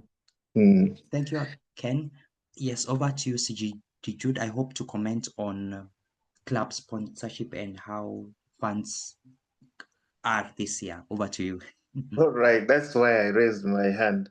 And thank you, Ken, for that concern, for raising that concern. And Eric, I've been working with Eric for some time, and we have some issues where I've been given up to December. Make sure that we charter Malindi, otherwise, the charter fees that were already paid, we'll have to forfeit them, and we pay a new charter fee if we do not charter the club before December this year. Having said that, I want to thank Eric for the good work that he's doing, and also thank the area director because she has been doing quite a number of things together with their division director as far as Malindi is concerned. And that is where I come into Kenny's issue of district supporting. I am very much aware how the district has supported in that area, and we will continue supporting the different areas that are having open houses. For example, we have budgeted for open houses, and it is now up to the area directors together with their division directors to come up with a conclusive and good plan for their open houses, and we will fund to make sure that at least we have people coming into our meetings and later on they convert into members. So I want to pledge that the district is really supporting club growth, mainly because everything hinges on a member. Without the members, we don't have District 114. And for that reason, we have put up some good money. It may not be enough, as you might be aware, our district is not doing well in terms of membership, And because of low membership, we get very little money from Toastmasters International because it is all about revenue sharing. If you have more members, that means that we are paying more dues, and a bigger percentage comes back to the district. But I want to pledge that we are really supporting, and for that reason, even in November, a call will be put up for each area at least to have an open house, fully funded.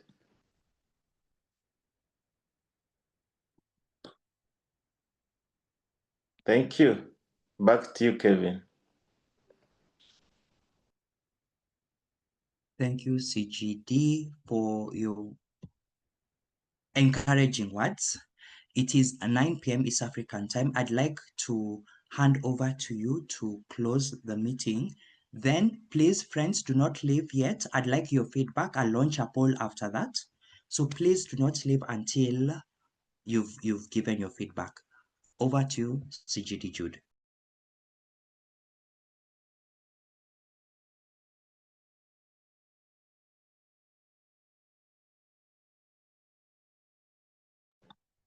So I was talking while muted.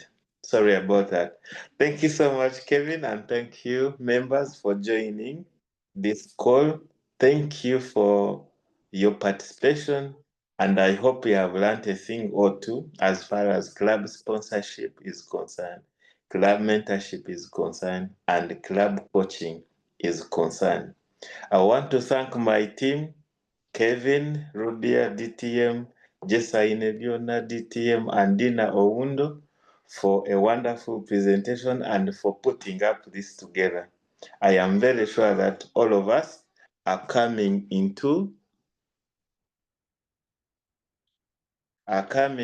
out of this meeting with some knowledge that we can take back to our clubs and also develop the clubs. Now, one thing that I normally tell my friends is that do not take up these things for granted. I know club coach, just like Kevin Rubia said, it's not a walk in the park.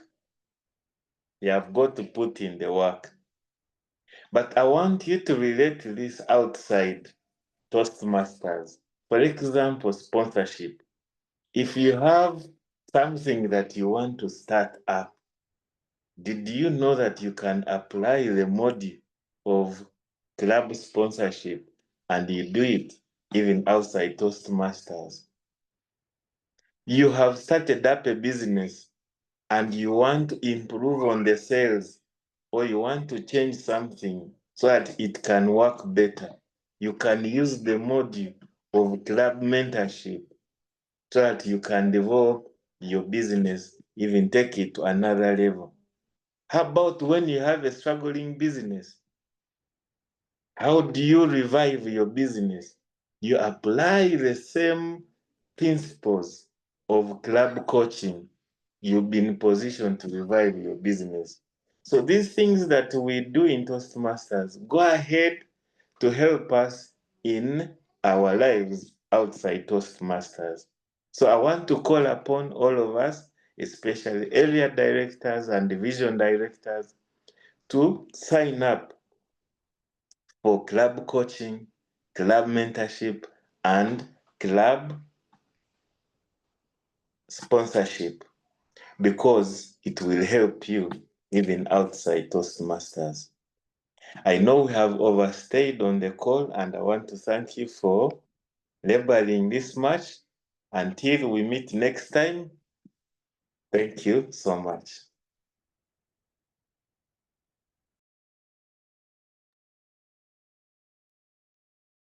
Thank you, Mr. CGD. I will stop a recording, and then I will also, please friends, don't leave until you've given us your poll results. Faith Mbogo, I still haven't forgotten your question. Let me first stop recording.